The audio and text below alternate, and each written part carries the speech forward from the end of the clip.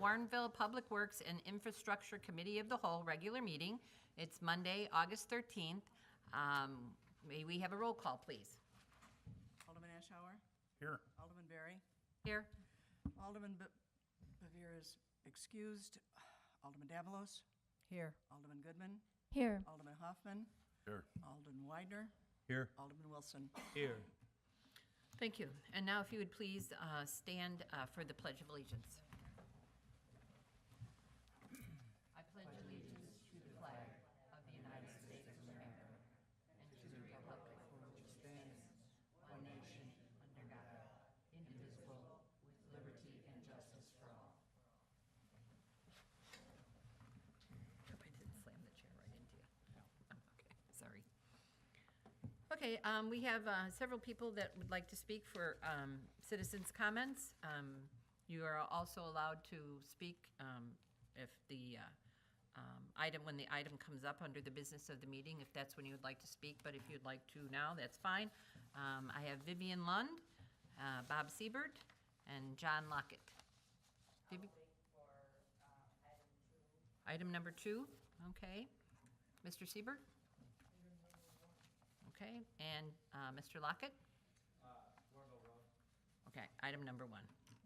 Okay, officials and staff comments. Mayor? Thank you, Madam Chairman. Just one thing tonight. I don't get out to our parks very often, but my grandson was in town this weekend, so we ended up at Summer Lakes Park, and I just wanted to give a shout out to the Park District for the way that is maintained and kept up and how clean it was and what a beautiful park. The Park District, I think, is doing a remarkable job of taking care of the parks. You can't hear me? I don't know. Is this on? Yeah, it's on. Want me to start over? No. Nobody ever wants me to start over. At any rate, I just wanted to remark that it was an unannounced visit, so it's not like they knew I was coming and they cleaned the place up. It was spotless. It was well kept. All the equipment was in beautiful condition. It was just a delight to visit that park. So Park District, good job. Keep up the good work. Oh, and Warrenville Night Out, the National Night Out Against Crime. I believe we set another record this year. 1,700 people came to this event. I think normally we have about 1,400. Was wonderful. The weather cooperated, and it was just a great time. So thanks for the Warrenville PD for putting together such a great event. Great, thank you. Alderman? Okay, no comments. Clerk? Nothing, thank you. Okay, staff? Nothing? All right. Now on to the business of the meeting. Number 1, consideration of recommendation on the future of the Warrenville Road. That is Deputy Public Works Director Phil Kukler will do the presentation, and we do have 2 citizens who would like to speak on that. Thank you. As you recall, Warrenville Road was reconstructed with permeable pavers between 2007 and 2009 in 3 phases. The roadway over the years has required far more maintenance than was represented to the city at the time. I think public outreach and approvals were going on with this project. There were some industry representatives that came and spoke as part of that process, from my understanding, and they represented the road was going to last like 30 years, and it is deteriorating far faster than that. And each year it seems like it's deteriorating at a faster pace, so it's accelerating. There's a lot of rutting out there, settlement around structures and things like that. And every year I get my public works staff comes in and asks, when are we going to replace it? Because it's really difficult to maintain, especially over the winter. Tonight, what staff is recommending is putting this item on the September 10th Community Development Committee of the Whole meeting agenda for a formal discussion. We would notify the residents of Warrenville Road by handing out flyers door to door, and then we'd also post a notice on Facebook as well as on the city website to let people know what we're going to be discussing and when, to invite them out to be able to hear what we plan to do with the road. From staff's perspective, the road needs to be reconstructed, just the road, not the parking areas. It needs to be reconstructed with full depth asphalt pavement. And as I mentioned last week, which might have been lost in the middle of the 4-hour meeting, I'd encourage anybody who has not gone out to the road to walk it and actually get out on your feet and walk across the road, walk along it, take a look at the bricks, and get a feel for what the pavement looks like currently. And, I mean, I'm sure you recall what it looked like when I went in. You can see the parking spaces up here by the police department to see what new pavers look like. The pavers are not holding up on Warrenville Road, and I really think it is not a good use for a roadway. I think it's good for parking lots. I think it's good for parking areas. I don't believe that there was fault in the design of the road. I don't believe there's fault in the construction of it. I think it's just not an application for roadways. And with that, I'd be happy to answer any questions. Thank you. So I'm just trying to get caught up. Are there other communities, other municipalities that have chosen to do this? When this happened, I wasn't on the council, but I remember sitting out there, and we were sort of the trailblazer on this one. And so I'm wondering if there's a history out there of how other roads are faring, or are people just using it for parking lots and walkways and not with cars? Or have you talked to, I mean, it's the company, I'm sure you've talked to the company hundreds of times, but so what's the status of the technology out there? The two other communities locally that I'm aware of that have done something similar, Wheaton, I don't know how many years ago it was, after Warrenville Road was constructed, did an alley in the downtown area. And I haven't been by there this year yet, but that was running worse than Warrenville Road. They have a lot of garbage trucks and deliveries and larger trucks that go down there, and it's a consistent path down there, and that really, really rutted badly. And they were planning on reconstructing that when I talked to them a while back. Downers Grove has also done a roadway, and their main roadway they did probably about a few years ago now. I think that's held up okay, but it's to this date, but it's starting to look like Warrenville Road did at that stage too. There was also a intersection they went through. It was a little higher volume of traffic and a little faster speeds, and that didn't hold up at all. That rutted really badly. They had, I think, Unilock or somebody came back in and reconstructed just that intersection, and it rutted again, so they ripped that out and put asphalt in, I think just last year. So it's the composite material between the bricks that's doing it, or is it the bricks? The bricks themselves have held up pretty well. Okay.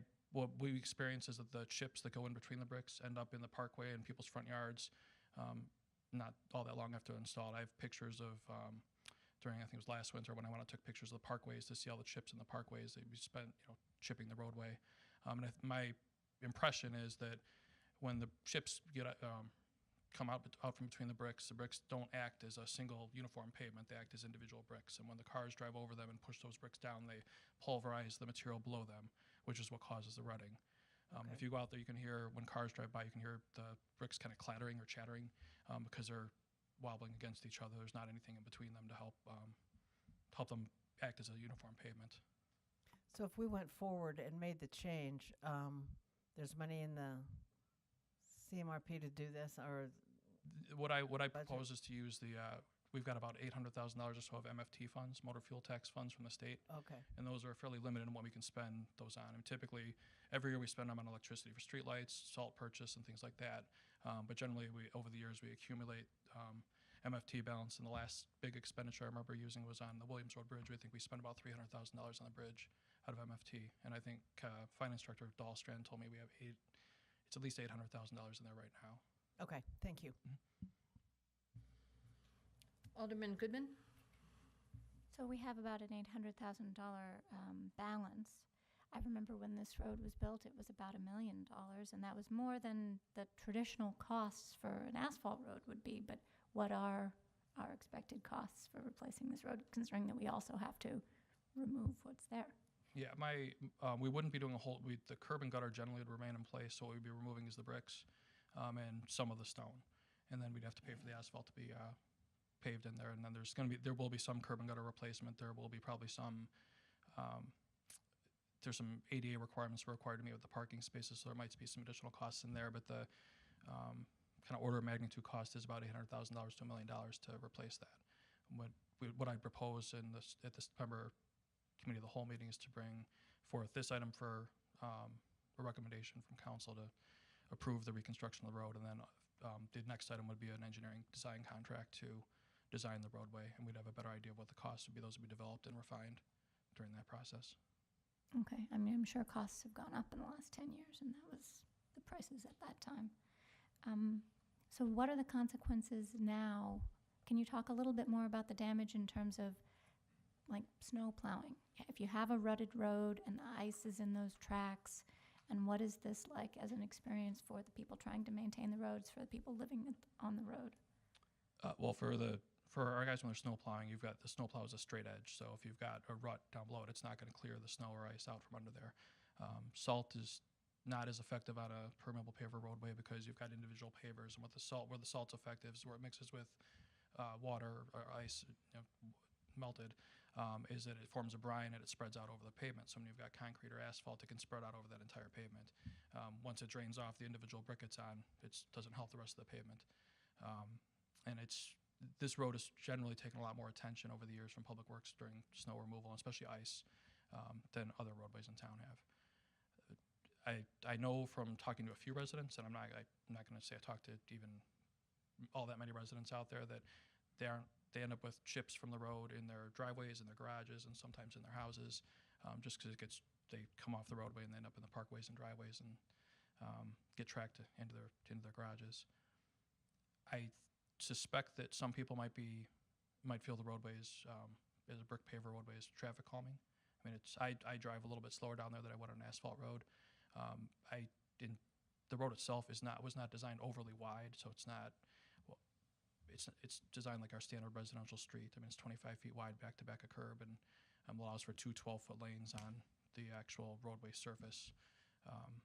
So it's not overly wide, so I wouldn't expect traffic to speed because of that. There's parking allowed on it, so I think that type of stuff in a residential area will keep speeds down a little bit. I do intend to have the police perform a speed study before, sometime this fall, while it's still a brick roadway, and then after it would get reconstructed, I'd have them perform another study just to see if there is a noticeable difference. Okay, because one of the reasons that it was built with pavers that we talked about at the time was traffic calming. And so I guess that was going to be my next question. What could we do going forward to continue some of the traffic calming effects in the absence of the pavers? Are there any additional steps we could make in the design of this new road? That's one of the items I asked the engineer, and I have a proposal from them that I'll present in September, but one of the items I asked them to consider, including their proposal, was consideration of traffic calming measures that might be implemented as part of this reconstruction, because the surface will change from a rougher surface to a smooth surface. Okay, thank you. Alderman Widener? Yeah, I had same concerns over traffic calming, because I remember before the pavers were installed, there used to be neighbors that would come in and talk about the high rates of speed that people would go down this road. And I think at one point, didn't we even have speed bumps or something like that at each end to help with the traffic calming? And nobody really cared for those either. So I think going forward, I think the bricks did calm traffic somewhat, and it would be good with whatever new construction we design to put that consideration at the forefront. And then you had mentioned that, initially this had been touted as offering some environmental improvements or opportunities, and I think as time has gone on, we haven't seen those, especially when you alluded to the fact that the road uses a lot of salt in comparison to asphalt. So, that idea didn't necessarily pan out, did it? No, and actually one of the results of the rutting, also my staff went out and took pictures during a really heavy rainstorm, and I've seen demonstrations of permeable pavement, whether it be pavers or asphalt or concrete, where they let loose a fire hose on the pavement, and it just sucks up all that water. And I imagine that's what this road did originally when it was constructed. But during that rainstorm, there were puddles. There were, especially in the ruts, there's water running off of it into the curb and into the storm sewer that way, rather than infiltrating through the pavers. So it's losing permeability also as a result of the rutting. Now, we didn't get any, as I recall, we didn't get any break on the drainage requirements when we put in the permeable pavers, that it was installed according to whatever drainage requirements we had to adhere to. Would any of that need to be redone or reconfigured, or that'll probably be all part of the evaluation with the engineer? Well, I know, for instance, storm sewer was constructed with the pavement, because as John, city administrator, said repeatedly, that we used a belt and suspenders method when we constructed that, so that there's plenty of storm sewer out there. As far as like actual, BMPs or detention requirements, that we're gonna have to review that with our design engineer and with senior civil engineer Hocking to make sure we're adhering to the stormwater ordinance. But that's also part of the reason I've advocated for putting pavers in it by the police department, by the park district. So if there is something needs to be offset, we can be proactively working on that in other areas. Okay, great, thank you. Alderman Vizier? Yeah, just a couple of comments. When they designed that Warrenville Road, Mike Smith had added the regular drains in case the permeables did not work. So it was like a double deal. And the permeables are not working. Like you said, if you get a heavy rain, you're hydroplaning in your car, you got to ride off to stay out of them ruts. And there were drains put behind the curb in low areas where people had problems in their yards. So it's pretty set up if we go back to the normal pavement. And I have been in Wheaton about a month ago, and the alley they did south of Liberty Avenue is probably double as bad as our Warrenville Road. It's terrible. And I know they're talking about replacing that in asphalt now. I was at the city of Wheaton when that was installed as a supervisor, and that was right after we did our road. So I think drainage-wise, we're pretty set up. If they ever had to they make like a filter thing at the end where the creeks go and stuff. There's a possibility, but there'd be more money if you put some type of capture to try to get the water to capture. But it's going straight to the creek now. It's the filter system isn't even working. Okay, thank you. Administrator Copley? Thank you. I just wanted to add one note, and we're going to have the staff's going to do a much bigger presentation at the Community Development Committee meeting, depending on your direction here.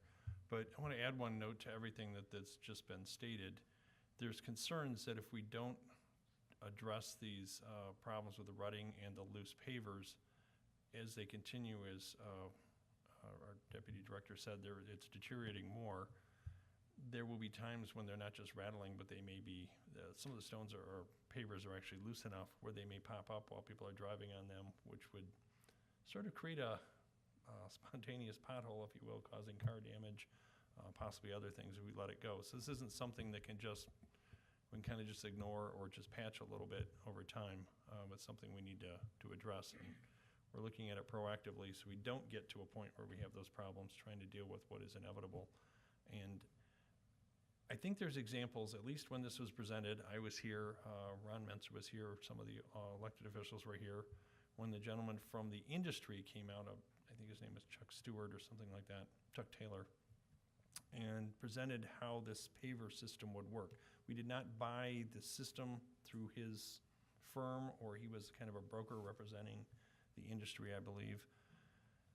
But the way it was set up to work and the examples that they gave were all from the coasts. They weren't from the Midwest, and our staff spent an incredible amount of time in the ensuing month and a half trying to figure out if we change from reconstructing the entire roadway to what's out there now, but as asphalt road, or changing it from an asphalt design to the pavers. Spent a lot of time going to different parking lots at the Kane County Cougars lot and over to Dominican University and the Arboretum to look at parking lots. There were no roads that were done at that time. The concern was we weren't sure that it would work on a roadway versus a parking lot. Those parking lots seem to be holding up pretty well because traffic patterns in parking lots are different. But they're probably, my point is, there's probably some on the east and west coasts in different climates that are working okay. If you want to go out there and travel around and hunt for them, I think people could point to those and find them. But we haven't found any other examples that are working well in the Midwest, and that seems to be the problem, is the climate here. The variations in the climate that we all know and I guess love because we still live here, but the wet, the cold, the hot, the snow, the ice, it pulls those, just as Phil was talking about, pulls the aggregate out from between the blocks. Then they're not held in place and they start moving, and you get what the engineers told us was called point loading, and it starts pulverizing the rock, the stone underneath, and here we are. So I'll leave just tease whet your appetite for the coming attractions for that exciting presentation in 2 weeks.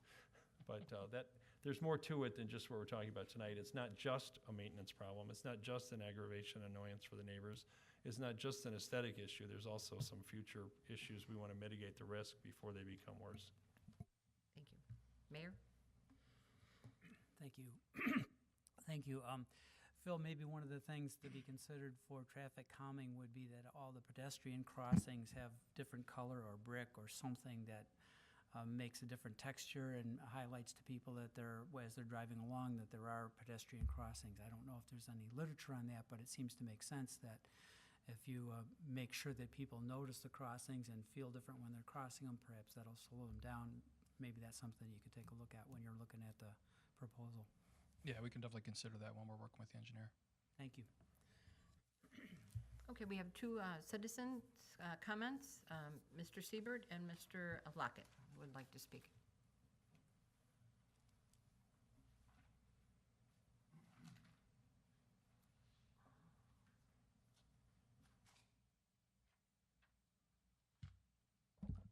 Bob Siebert, Albright Court. I go down Warrenville Road probably 12 to 15 times a day. Last Friday, I had the manufacturer's rep from Belgard who did not, it's not his product, but he came out, we walked it. There is probably less than a third, and it's basically the problems are in the first phase. When you get on the other side of Curtis, go towards Butterfield, majority of the road is fine. You don't have any problems. The brick, and this is not his product. He said the brick is a good brick. They know it. The problem that has occurred here is the fact the installation, the base, and the installation of the brick. The brick was installed by machine. The only problem was when you do that, you have to take every other brick out in order to get the interlocking benefit from the brick across the roadway. You can see when you're down there at the beginning and going in front of St. Irene's, inch gaps. It was not installed properly. That's why you have more of the rutting in that area because of the fact it wasn't installed properly. On the sub-base, the whole engineering process, you have to have the base specifically layered and specifically compacted. If you take a washed stone, unlike a CA6, which is a road gravel, you want to have all the compaction. With a washed flagstone, if you compact it too much, you break it, you fill and infiltrate the gaps that would drain the water. So it was these two items that caused that problem. It's not the system. And you have the situation, and you would see it if you look in even parking lots, streets, when the base is bad. Doesn't matter if that's asphalt or bricks. You're going to have rutting. Doesn't matter. The base has to be correct. I think the situation that I would suggest is that you find a solution. There is the Interlocking Concrete Pavement Institute that is up in Canada, is out in Virginia, University of Toronto, Colorado College.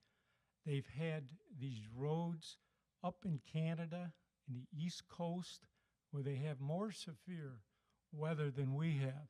The paver brick out there is not deteriorating. That paver brick, when we walked it with the guy, that'll last another 40 years. There's no problem. Where there is some deterioration is certainly if you have the gapping with the plow, and you can go out and walk and see it, you're going to scrape on the top. You put too much salt on a paver brick, you want to use other materials.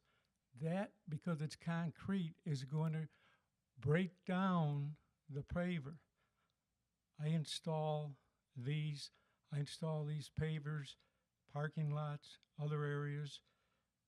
We will not bid a job unless we have complete control, whether it's another contractor putting a base in, because when you have more than one contractor, nobody has the responsibility. You have a situation where the person who put the bricks down, he's not responsible. He didn't do the base. The guy that does the base points to the guy that puts the brick down. He didn't do that. Bellegarde is trying to get their Bellegarde is a division of Old Castle. Old Castle is not only nationwide, they're in Europe, in Canada, Sweden. They've been around. Good products, but what they're trying to say is they don't want to see a failure and somebody giving up on something that is in the industry. So I think by contacting these individuals, they're going to try to get a guy out here to look at it too, their top guy. And at the Institute, you can get a solution. One solution is a form of a geotech, which would be tying in the top. You can't go down there and replace, dollar-wise, the whole base, but you have to change the structure so that the top is correct. Right now, it isn't. And the key element is, with that brick, you have that interlocking process. If you look at that brick, it's 100 times stronger than asphalt. I just ask you, walk in specifically walk over to the parking lot in Cantera on the McDonald's. They did it. You'll see all the waves in that, but you have to look for it, because when you look at a smooth area, you miss the waves. But when you look at individual bricks, you have more of a tendency to see that. 75% of that road on the other side is going to last forever. There's few individual areas that can be improved so there isn't a problem.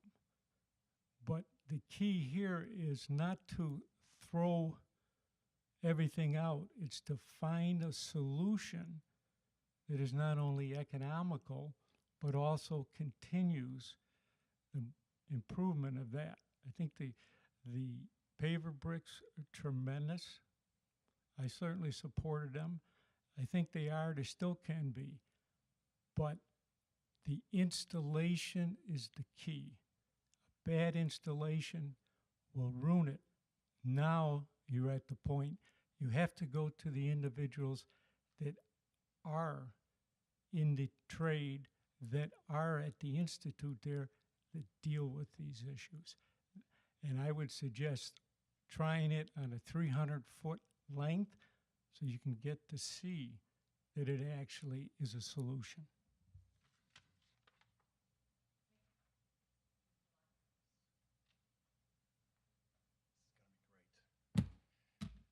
John Lockett, 3 South 331 Williams Road.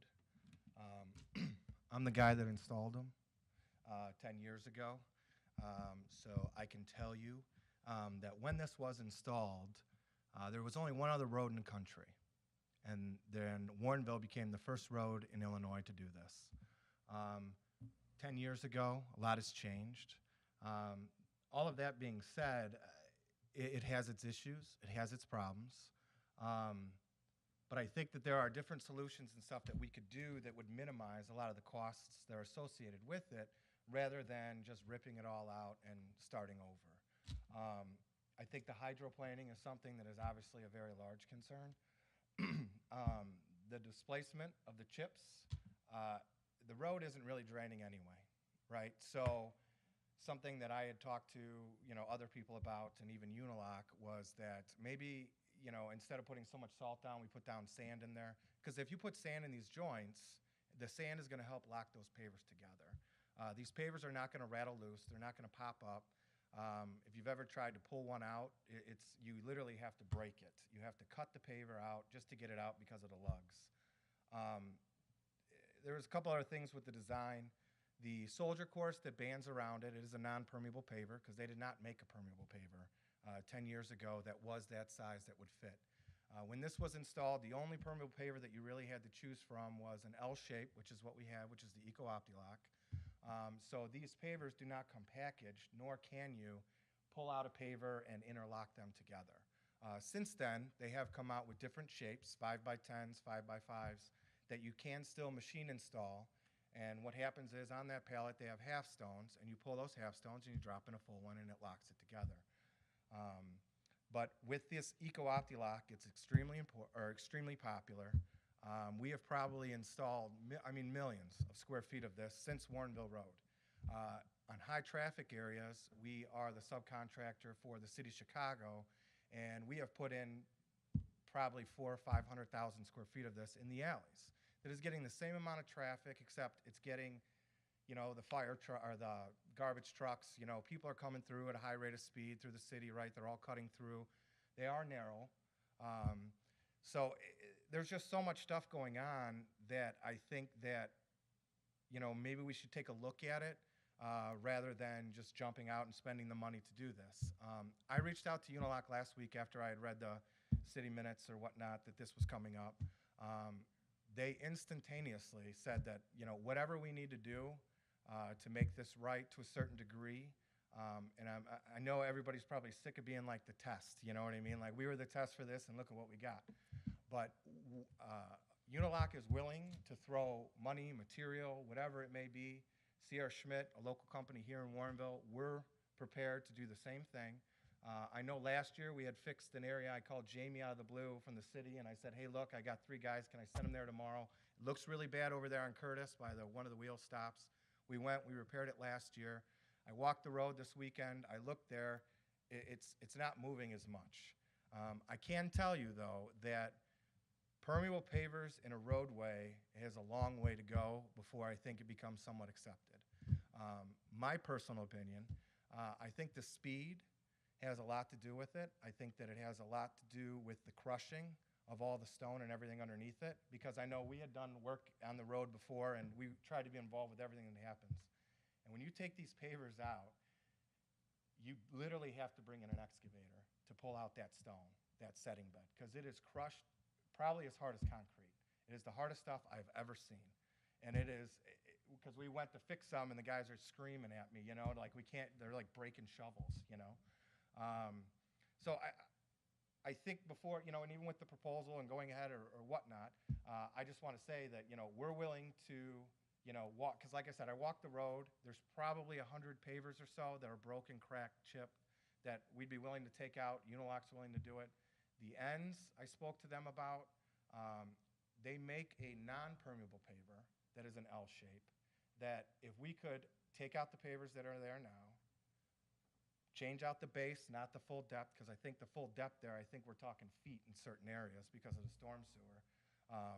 So if we could take some of that out, switch it from a CA7 to a CA6, compact it, put it on sand, then put these pavers back in, and then just see what happens, to them. And I know, again, you got to wait, there's time and this and that. But I think if we can address that, and if we can address the wheel paths, whether it be with some kind of solution for the drainage, where the water sits. We have done it before with retaining walls or this or that, where you're driving like spikes down through that layer and the low points, and then fill it with like a pea gravel so that the water, once it gets to the low point, it can go down. All the pavers that are all by the drains, they're all higher than the road because the road has settled, obviously, so it can't get its way there. But if we could find a solution or a way to get that water to run to the curbs, because this road was designed beautifully to where it was, if in the event that the permeable pavers do not succeed, the road by itself can sustain. So if we could find a way to get that water to get to the curbs, it'll run to where it needs to go, 100%, because that's how it was all built. You had referenced ICPI. They are aware of the road. They actually have done a write-up on it. We are members of ICPI. We are certified installers through them. when the road was built, there was no testing. When you're dealing with an open graded 3/4 inch cross section, back then, 10 years ago, there was no real way to test it. How do you test compaction on something that's open graded? You know, they say you throw a 3/4 inch in a hole and it's 95% compacted. It's not. It's like 88 point whatever. Since then, they have designed, developed machines and stuff that can actually test that compaction. But that was not available at that time. And then again, just to reiterate, the chips in the parkways have always been an issue, always been a problem. They still are today with parking lots and everything. We tried a sealer in our parking lot 3 months ago to see if it'll stabilize those chips. I don't think it's cost effective nor going to be effective on this road because to clean it, to get it all out, and then to do this, it wouldn't work. But I think if you just put sand in the joints, if it's not draining now, the sand isn't going to prohibit it from draining. But I think what's going to happen is that sand is going to interlock together, and it's going to hold in those pavers better. And the city has been great about it. They've been very diligent about doing what Unilock recommended to them, you know, resweep this road twice a year. You know, I saw them on the road all the time. It seemed like more than twice. You know, but maybe if we did something where it was, you know, salt with a combination of sand, maybe that would help with the traction and stuff in the winter. And then if people have displaced sand, it's just going to be like little particles and stuff. It's going to be, I think it's good for their lawn anyway, to a certain degree. And then finally, if everybody just drove in the middle of the road for the next 10 years, we could level it all out. That's probably the cheapest and best solution for me. But One day but we'll thank have you. a I don't know go if you guys have questions. They will have a go I don't know west. if this is the right thing to say, but Okay, good. thank you. Thank you. Any other questions or comments? Alderman Winder? It seems that more than one person is alluding to the compaction that did or did not take place at the beginning of this construction project. And if it is true that the last part is holding up and the first part is not, how do you solve, if you did want to maintain the bricks, how do you solve the problem with the first half or part of the road not being compacted thoroughly? Because everyone was new to this, and there probably was a learning curve, and that possibly maybe the compaction took place as they got further down the road, so to speak. So 3 different phases, 3 different contractors, and I think in different depths. But they all did roll the road. But if you look at it, phase 2 is probably the best looking phase. And that was done by a certain contractor, where, like I said, the other 2 ends, they were done by somebody else. So they always left like the roller. I mean, I think there was extra time taken there to a certain degree. But I think the bigger issue then would be if in fact there is a problem with that base that's underneath there, and you rip out the pavers and you put asphalt, then I think you're back in the same thing. And then here we are again in 3, 4, 5 years looking at it. So I think that's why I'm saying that I think it would be better to maybe potentially do, some test areas or whatnot and some repairs and see if, everything starts to settle out. And especially if there's no cost to the city. You know what I mean? It's like, okay, I'm going to ask for more time, right, so I can get through the freeze-thaw cycle, which is the other thing, too, why it does work in Canada. It freezes, it stays frozen. Here where we are, we get more freeze-thaw than anybody else. So this is where pavers really get their test, of whether or not they will work. But yeah, with the compaction, I mean, it's like one of those where if we put it on a CA6 base and we can compact it and it gets tested and it tests out to 95%, then we know that the base that we put down, the sand and the pavers that get compacted, we know that's 95%. So is there going to be settlement? There could, but you're not going to see the rutting that you see now. I mean, sand set pavers on roadways, they work. They work all over. They work for history. It's just the permeable aspect, and I think it has to do with that open graded base underneath it in conjunction with the speed that nobody could really attest to or really designed for, to be honest,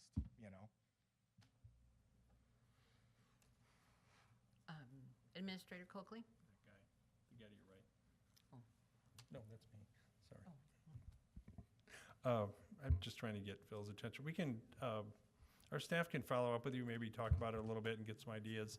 There's been a lot of, you probably were involved in the past when Mike was our public works superintendent. some of the areas down closer to between 4th Street, Stedman area were rebuilt a couple of times. We tried a bunch of different experiments. Maybe there's something new. We could certainly reach out and talk to you and see. And then we at least have that information when the presentation's made in a couple of weeks as well. So, thank you. Our previous superintendent, Mike Smith, is here, retired. Would you like to get up and... Happily retired? Happily retired? Would you like to get up and say something? Yes. So you look like you forget my name. No. Sorry I for always not get the- filling out the sheet. I apologize. Thanks for letting me speak, and I'm going to be very brief. I would just like to be very clear about the roadway and whether it's permeable or not. The only place that the road is not permeable is where the cars are driving in the wheel paths. And if you look at that, and we've taken the bricks up more than once for the whole cross section, and what you'll see is where the cars drive, where the rut is, the base material, that the bedding material that these bricks are set on has been smashed to the point that it is so hard it's non-permeable.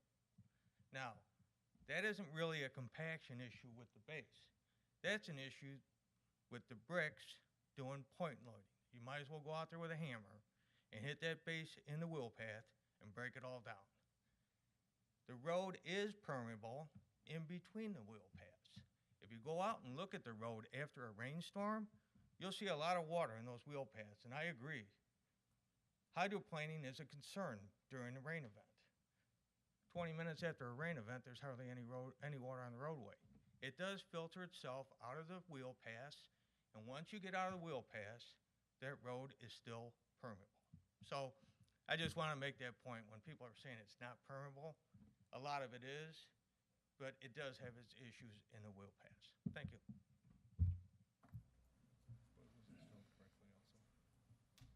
Okay. Well, I guess we need a motion. Anyone? Alderman Goodman? I'd like to make a motion to direct staff to place discussion of the future Warrenville Road on the September 10th, 2018 Community Development Committee of the Whole meeting agenda. Second. We have a motion by Alderman Goodman and a second by Alderman Bevere. All those in favor? Aye. Opposed? Okay, motion passes. Thank you. Number 2, consideration to transfer Plum Path Park to the Warrenville Park District. That will be presented by, I'm sorry, Management Analyst Justin Miller. Thank you. Good evening, Council. Before you tonight, again, is a resolution to transfer Plum Path Park to the Warrenville Park District. The park was created with the city purchasing land along Manning Avenue in 1994. In the past, it's been used for various city events, including some Arbor Day events. The Park District's also used it for some yoga classes, things like that. Previously, the City Council directed the city to divest itself of park property. Currently, city staff and elected representatives on the City Park Task Force are working cooperatively towards the goal of the city divesting of its parks. To date, Sesquicentennial and Lions Park have been transferred to the Park District. Also, at their June board meeting, the Park District Board kicked off this process of transferring. They passed a resolution at their board to begin this process. Moving forward, other city-owned parks will be considered for transfer, and staff recommends the City Council pass a resolution approving the transfer of Plum Path Park to the Warrenville Park District, and I'll be glad to answer any questions. Thank you.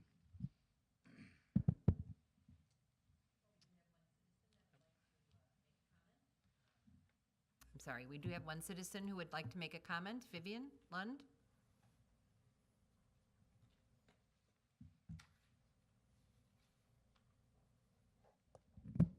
Vivian Lund, Haylett Avenue in Warrenville.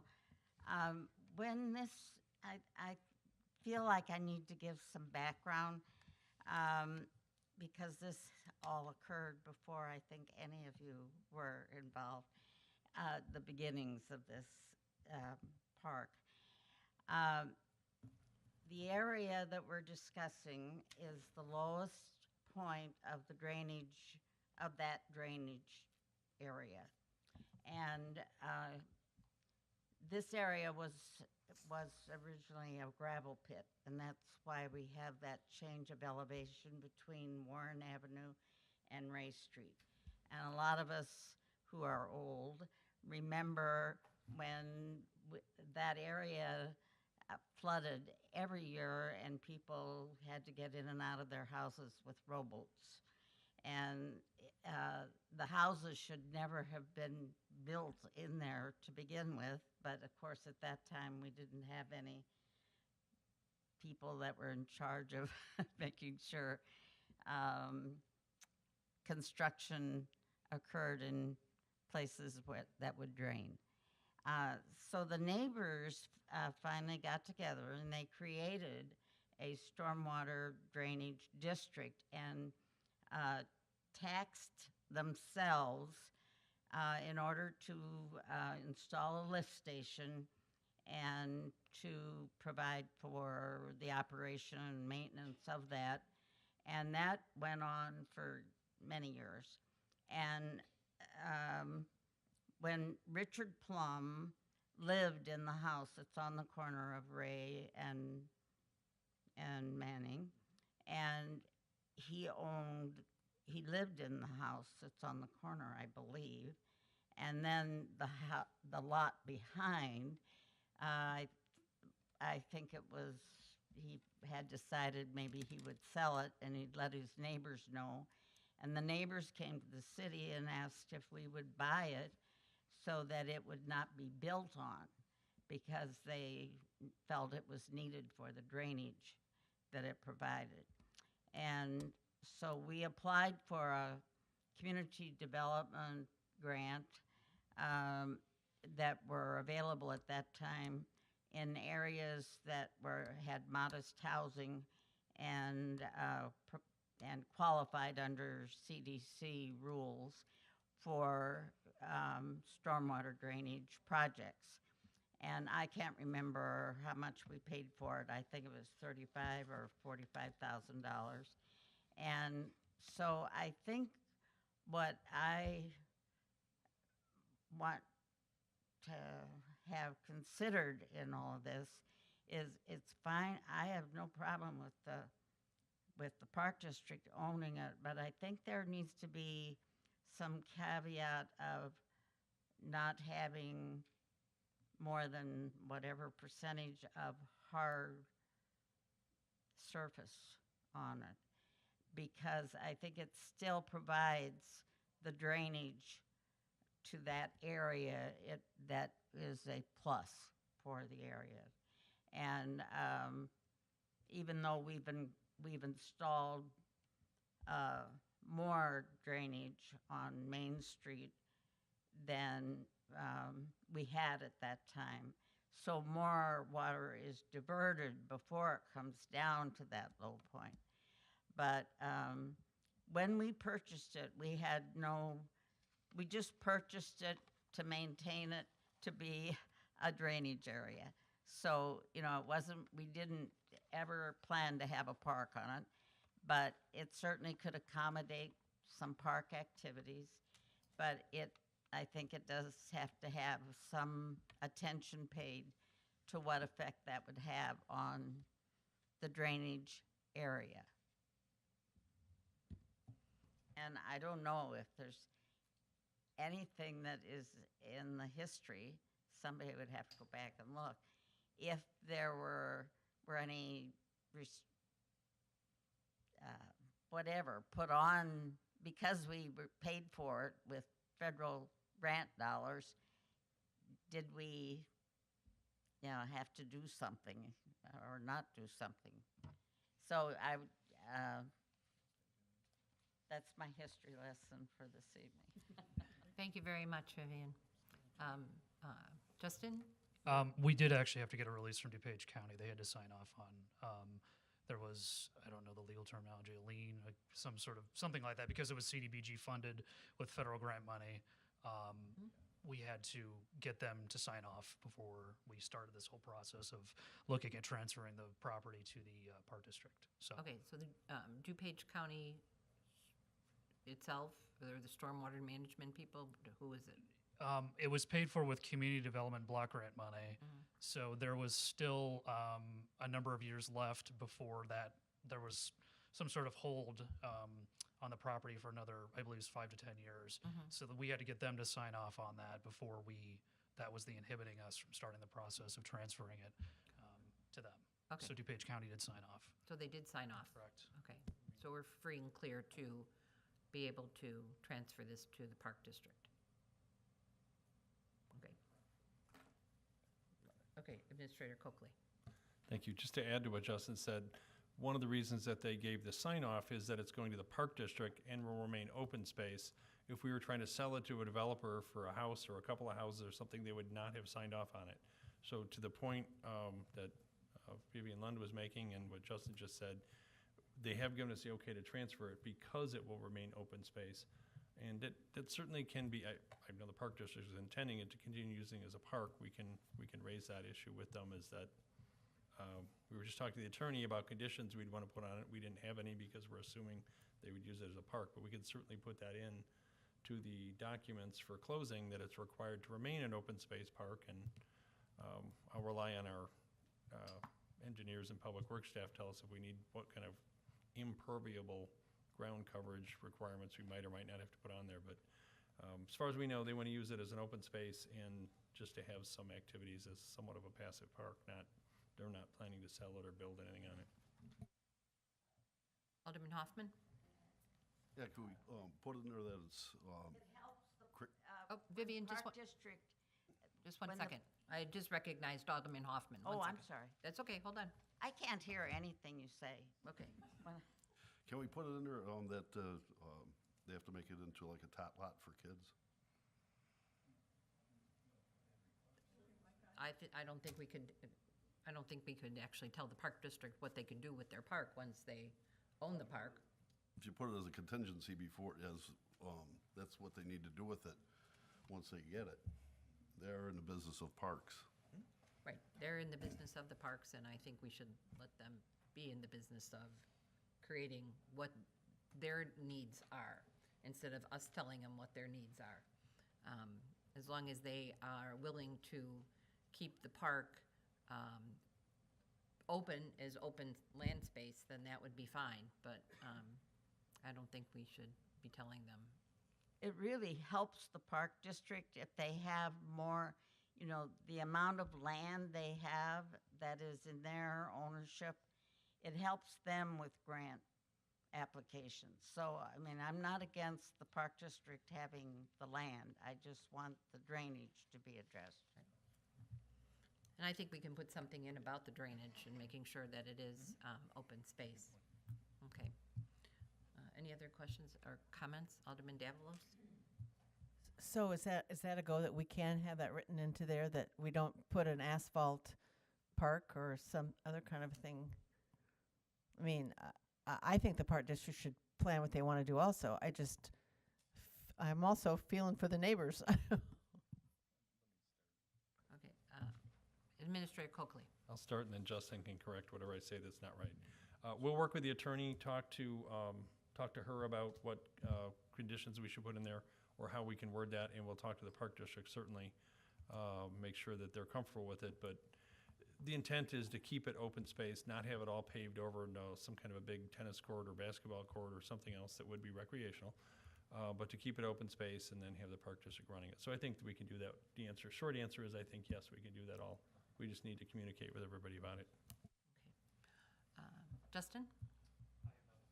Okay. Alderman Bevere? As far as the drainage goes, I was around when we had that lift station, and all the water went from Main Street to over by Mount Street. It had to go up the hill and then back to the river up by the police department. That got reversed. It doesn't go that way anymore. It goes all to Main Street, and they did install a closing valve at the river on Main Street with a pump to pump it over.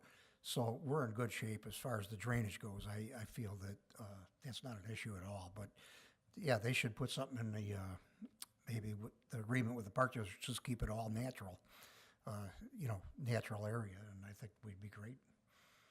So I think the drainage issue has been solved there. It's just how you want to keep the grass and the plants in there. Okay, Mayor? No. Oh, I'm sorry. Alderman Weidner. Yeah, I move to recommend the city council pass a resolution approving the transfer of Plum Path Park with the suggestion restriction of keeping it open space and to the Warrenville Park District. Second. We have a motion by Alderman Weidner and a second by Alderman Davalos. All those in favor? Aye. Opposed? Okay, motion passes. Number 3, informational presentation on the city's climate change initiative. Again, this is management analyst Justin Miller. Good evening, Council. I'll try to be brief. We'll be going over the Climate Action Initiative list that was included with your packet tonight. At agenda, I'll just give some background, some history on how we compiled this, some accomplishments from both the past and the present, and also what we can look at coming down the path for the future. Just to give some general background, there was discussion at previous meetings. City Minister Coakley asked city staff to compile a list that reflects the tracking and reporting on the progress. Again, that includes the past, present, and future accomplishments that are associated with the U.S. Mayor's Climate Protection Agreement, the CPA, and the Warrenville Climate Action Plan, which again were both passed and approved by the City Council. Again, the purpose of the list is to showcase the city accomplishments, what we've accomplished. For general reference with staff to know what we've done, and also to report back to the City Council to show what we've done. We're hoping to update this on a yearly basis, let's say, to keep reference for this. Some of the accomplishments, there are a number of accomplishments. I just gave energy reduction measures, which includes energy assessments, energy efficiency initiatives, water reduction measures, equipment and appliances that are energy efficient, alternative energy, and recycling. I'll just highlight a few of those. Under energy assessments, the city has completed energy audits on all 3 buildings. Audits identified energy reduction measures for each of the buildings. Most of those were in the lighting aspects, upgrading current lighting to LED for energy efficiency. And currently, all 3 of the city's buildings were more energy efficient than other comparable municipal buildings of comparable design. To highlight some energy efficiency measures, the city prioritizes the purchase of energy efficient appliances and equipment, the Energy Star certification that many of you may know. The city also has purchased and installed high efficiency building and HVAC equipment. That includes things such as programmable thermostats in the buildings, high efficiency water heaters in the buildings, energy efficient insulation in both Cerny Park and the police station, as well as a cool roof, which is installed on the police station. It's a permeable white roof that reflects, it's better for cooling. And also some major LED lighting upgrades. Grant funding was received in 2010 to upgrade lighting in the Public Works office area, the Bay Area, as well as the Community Development Department here at City Hall, to higher efficiency lighting, to T8s, which use 35% less electricity than regular light bulbs. Also, another major thing to highlight is the streetlight upgrades the city has been doing for city-owned streetlights. Currently, 41% of the city-owned streetlights have been upgraded to LED. So we have a number more of those to go, and as grant funding becomes available, we will pursue those. Highlighting some things with alternative energy, in 2017, the city adopted the 2015 International Building Codes, which included updated provisions for renewable energy, such as solar installations at private homes and development. And also, this year, the City Council endorsed and prioritized the review and processing of development applications that include solar installations applicable to building permits and development applications. And then finally, green infrastructure. This is another which we kind of talked about tonight. The permeable pavers along Warrenville Road, as well as the parking areas. Obviously, as we highlighted earlier as well, the recent completion of the parking along Warren Avenue, converting that to permeable pavement parking, as well as the promotion and utilization of natural plantings and bioswales to improve water quality in the community, reduce runoff, and beautify the community. And then finally, some future projects that are being currently worked on. The Community Development Department is buying an electronic plan review software, which will hopefully increase their efficiency, also reduce their paper usage, which will again offset, which will be a positive thing, reduce costs. And also the ERP system, the Enterprise Resource Planning System, which we're currently in implementation. We're hoping that obviously greatly reduces the amount of paper and electricity and things like that we're using for the printers. And also LED lighting upgrades, which is mostly going to occur at the Public Works building as those exterior lights at our building go out, they're going to be replaced with high efficiency.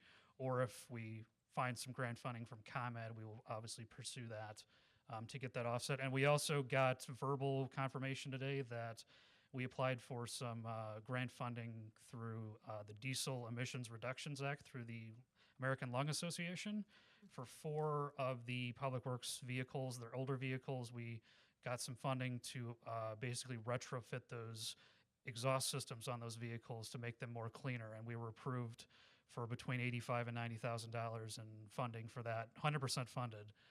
So we're just, again, waiting for the paperwork on that, but we got verbal confirmation that was complete today. So that's kind of the future of what's on the radar right now. And with that, I'll take any questions. Thank you.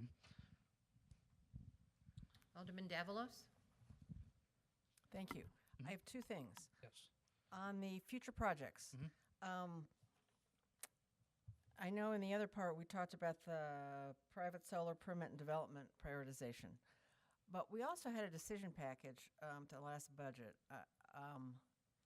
that at least was presented about a project down the road. We didn't make any plans. We didn't fund it. We just talked about, I think we're talking about either maybe a wellhead with solar panels or a well area, or maybe a roof or something like that. And so that was going to be sort of a future kind of idea. So I wondered, I see that isn't in there, but is there any place it could be added, is my first question. Yeah, we could add that. I would probably, Phil, can you or John give additional on the consideration?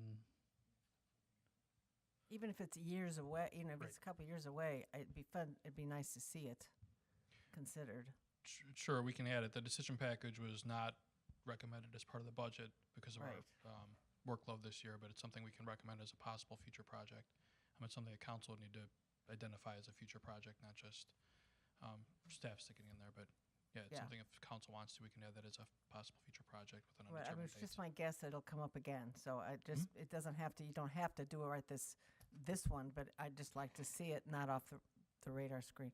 The second thing, part of the climate action plan is about idling and the importance of that, and I don't have it in front of me.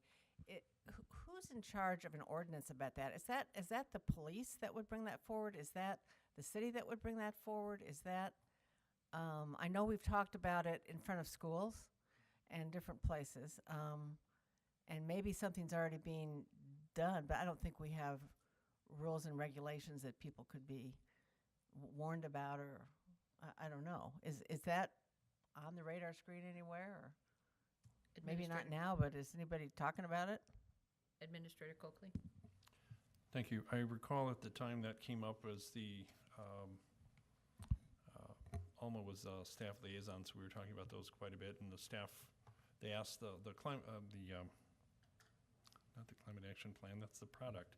The Environmental Advisory Commission asked the staff to review or the council also had us review the entire plan, so I was familiar with their comments early on, and then the evolution of the project of the plan as it was presented and adopted. Originally, they had put in there a recommendation or request that the city adopt ordinances and the police enforce the anti-idling initiatives at all of our schools. A couple of things happened. One, the police recommended that it be voluntary and educational based, not enforcement based. It gets into a lot of problems with enforcing it at our local grade schools and the middle school with the parents dropping them off. It's also very time consuming. There are anti-idling signs, as I recall. It's been a few years since I was at the grade schools, more recently at the high school, that had signs that said cars should not be idling or do not idle cars. And there was some at least educational efforts by the school to remind people of that as they're waiting for their kids. Shut the car off. You don't need to sit there for half an hour with your car running.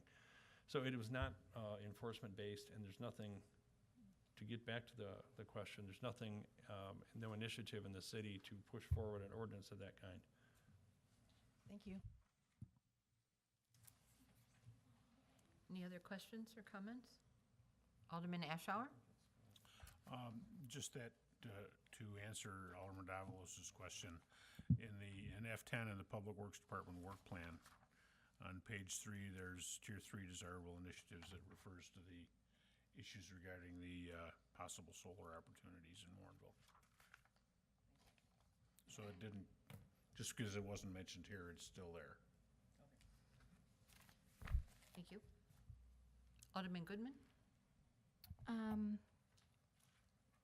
First of all, great work.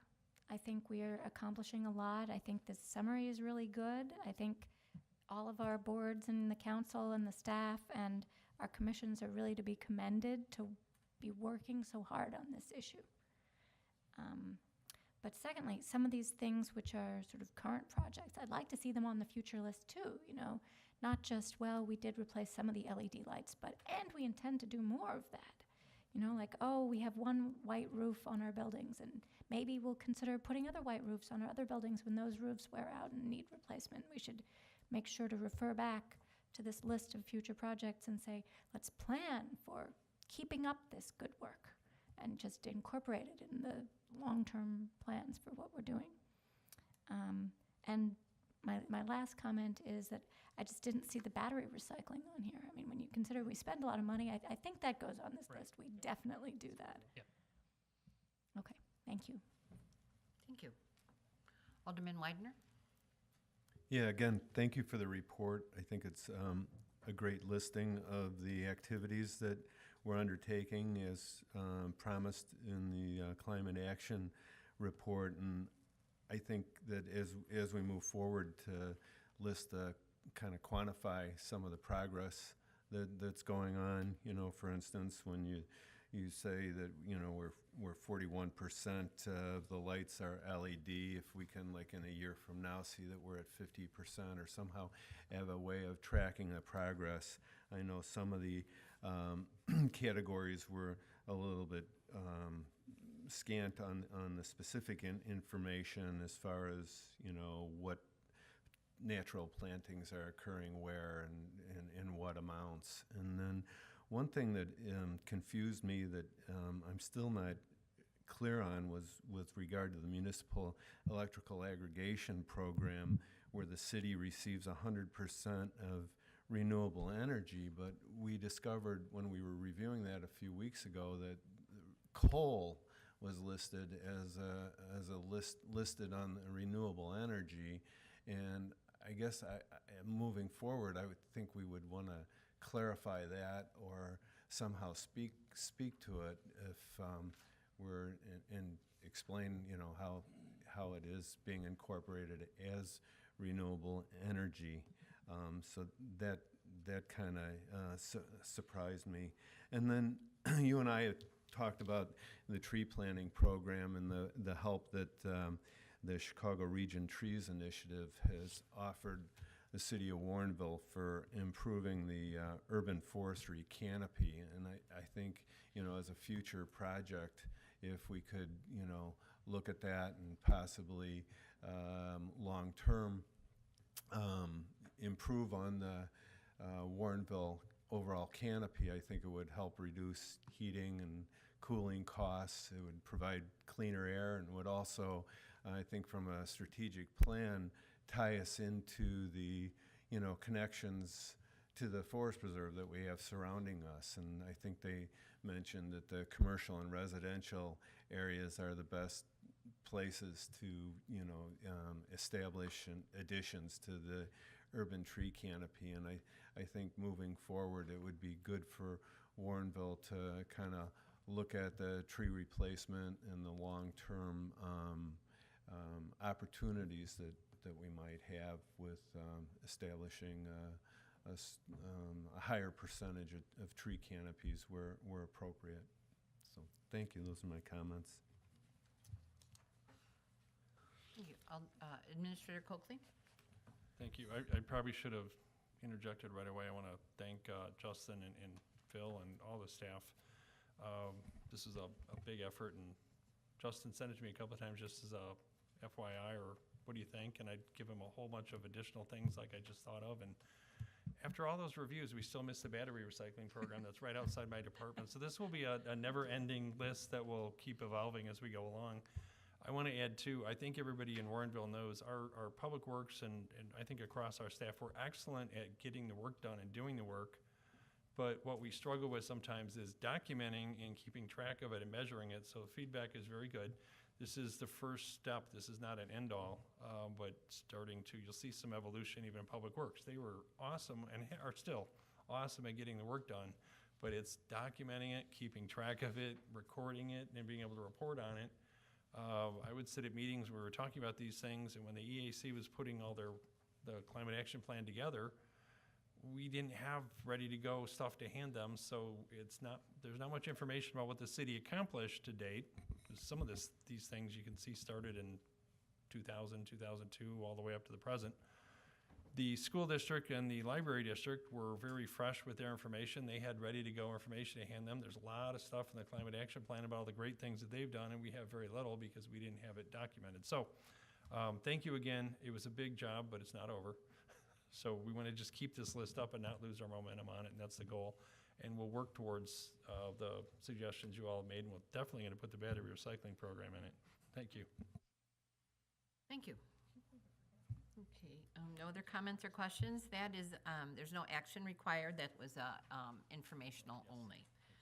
Okay, number 4, consideration of Cantera Sub-Area C and G alternate sanitary sewer connection fees.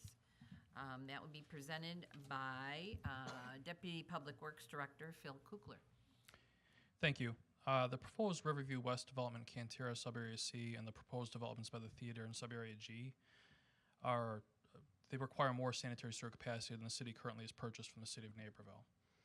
Staff is proposing to add a tap-on surcharge fee for each of these developments to make up the difference between the standard sanitary sewer connection fees that are identified in the city code and the actual cost for purchasing the additional sanitary sewer capacity from Naperville. The developers with these developments are aware that this is an issue and that they need more capacity from Naperville, and there will be costs associated with that. At this point in time, until the developments are actually finalized, we're not going to know the number and size of the connections, the total number and size of connections, to be able to calculate what the standard sanitary sewer connection fees are, nor will we be able to calculate what Naperville is going to charge for the additional sanitary sewer capacity. There's a per population equivalent or charge that they have, and it was, I think the last time we purchased capacity was like $2.54, and there's a defined formula and way of calculating that and updating it. And I think as of January 2018, it was like over $5 a population equivalent. So as time moves on, that keeps increasing. And then again, until we know exactly how many population equivalents or these developments need in the end, we won't know how much capacity they're short. I mean, these developments, get tweaked all the way through. They're finally approved and start applying for building permits. At this point,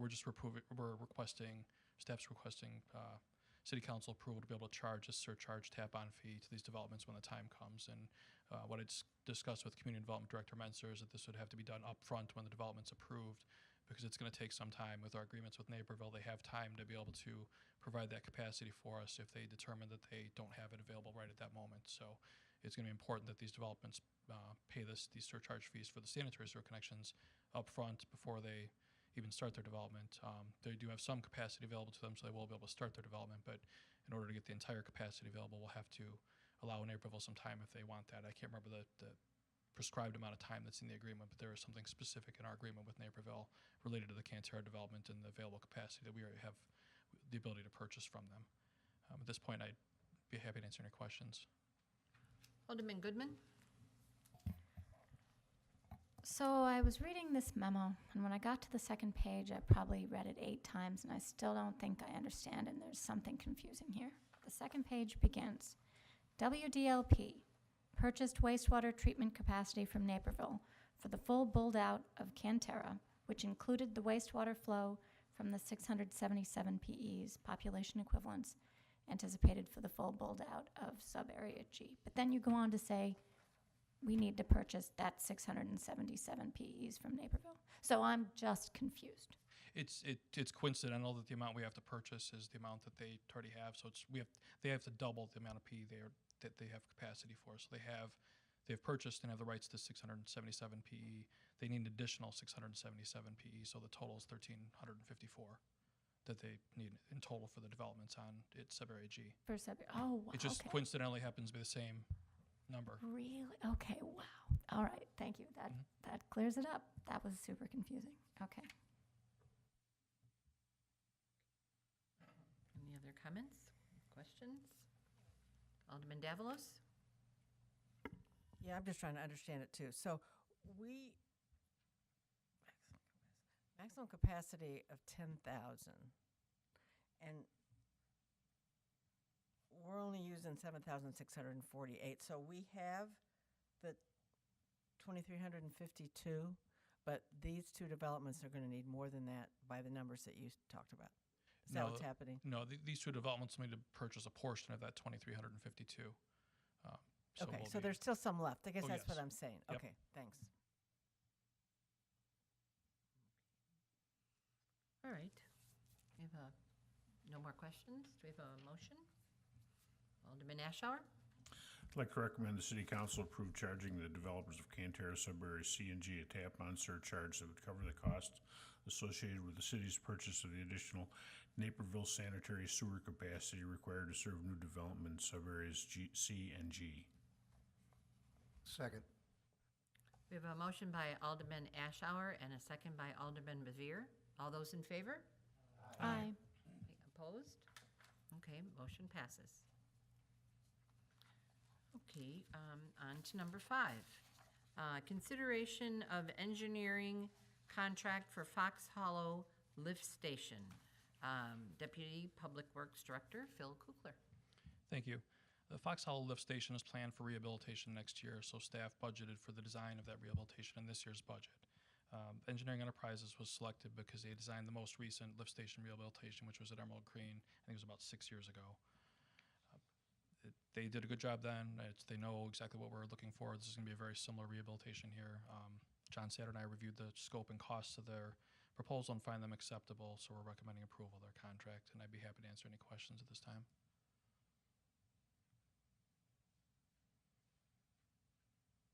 Alderman Goodman? I'd like to make a motion to recommend the City Council pass a resolution approving the proposal with Engineering Enterprises Incorporated for engineering design of the Fox Hollow Lift Station Rehabilitation Project in an amount of $39,828. Second. A motion by Alderman Goodman and a second by Alderman Davalos. All those in favor? Aye. Opposed? Okay, motion passes. Number 6, consideration to waive competitive bidding requirements for well number 11 filter control panel replacement. Also, Deputy Public Works Director Kukler. Thank you again. This item is almost identical to an item that was approved by City Council back in June for well 12. Staff had planned to change out these filter control panels one a year, and we did well 10 last year. Well 12 was approved, and that's underway. And my staff reported to me recently that well 11's filter control panel is failing now, so it needs to be replaced also. And that's well 11 is near Bauer School. I get caught up in the numbers. John constantly reminds me he doesn't know where the well 11 is. He needs to know the actual location. So it's at Bauer School. Staff reviewed the scope and cost of the work and find them acceptable. It's very similar. I think it's a little bit more than what the well 12 costs were, but this is a slightly different location. So it's consistent with what we expected in terms of effort. And we're recommending waiving competitive bidding and awarding this work to Metropolitan Pump because they're the sole provider for the SCADA equipment that's in the control panel. And I'd be happy to answer any questions at this time.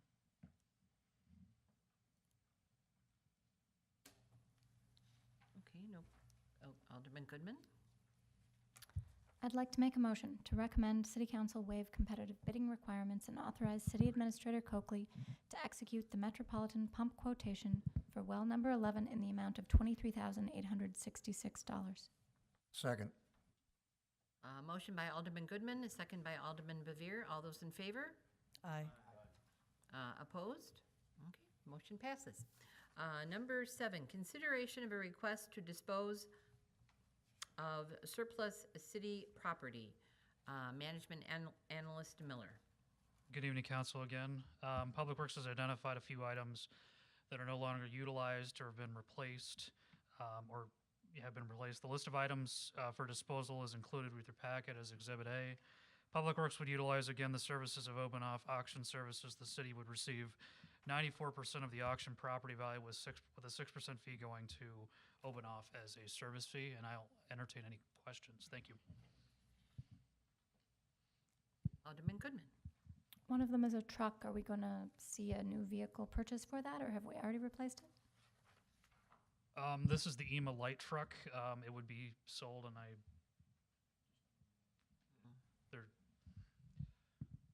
There's no plan replacement of that. We spoke with Chet Wincheck about it, and the only reason for that truck being around was to be able to provide lighting. And John Coakley had mentioned that previously at some of the 4th of July and things like that, they'd have the light truck out and providing lights, and now the truck is unsafe to drive. At least they're not comfortable driving it anymore. It's old. It's not in great shape. We discussed with Chet whether or not they needed some alternative to those lighting, like whether it be a trailer-mounted light or something they could put on top of their vans, and he indicated they did not need those. Okay, they didn't use it very much. Correct. Okay, thank you. I guess I'll go ahead and make a motion to recommend the City Council approve an ordinance authorizing disposal of city-owned surplus property utilizing Open-Off Auction Services. Second.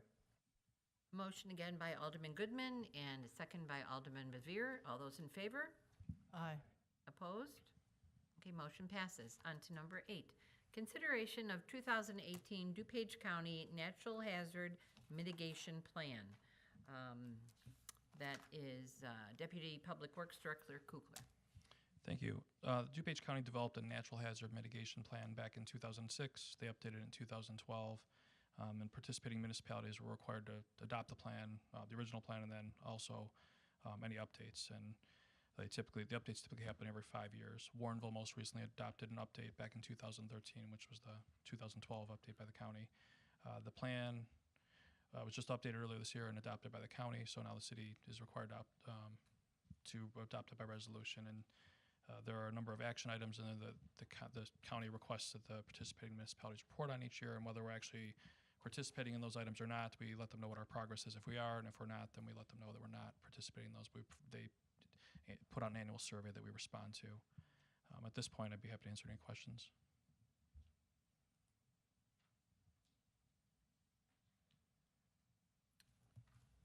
Any comments or questions? Alderman DeHevelos? Is this useful? I'll vote yes on the whole thing, but do we use this? Is it it's something the other communities working together? It has a list of when it comes into play, storms and floods and all that kind of stuff. So there's some agreements or relationships or sharing of tasks that happen that make it a useful.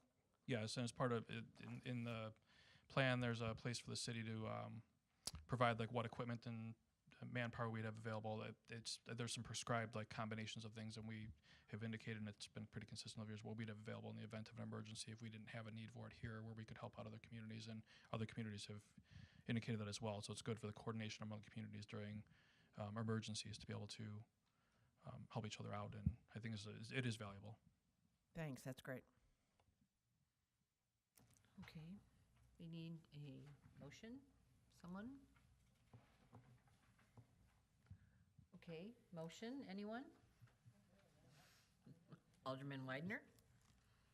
I move to recommend the City Council pass a resolution approving the adoption of the 2018 DuPage County Natural Hazard Mitigation Plan and appointing Deputy Public Works Director Kukler to the work group.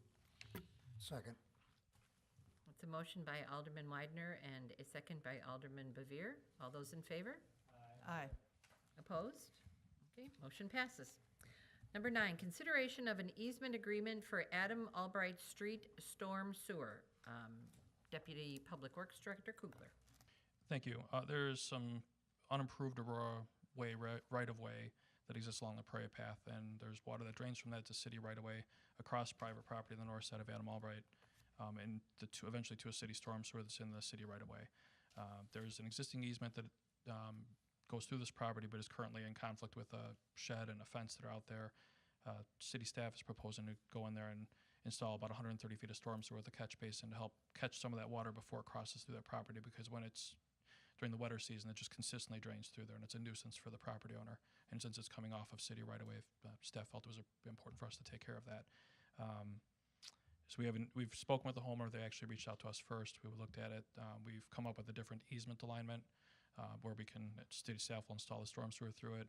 We're working with an engineer to be able to develop a plat for us once that storm sewer is in place, where we have the actual location of the storm sewer and the actual location of the easement. Then that'll be incorporated in this easement agreement. Alderman Ashar pointed out before the meeting that there was CMRP impact costs, but not an actual cost to the project. The costs that were used for the CMRP were about a $14,000 construction cost, but it'll cost city staff less than $5,000 in actual materials and for construction and for restoration to construct it. So at this point, we're looking for approval to the easement agreement by council. Alderman Ashour? I'd like to recommend the city council pass an ordinance approving the easement agreement for 29 West 450 Adam Albright Street. Second.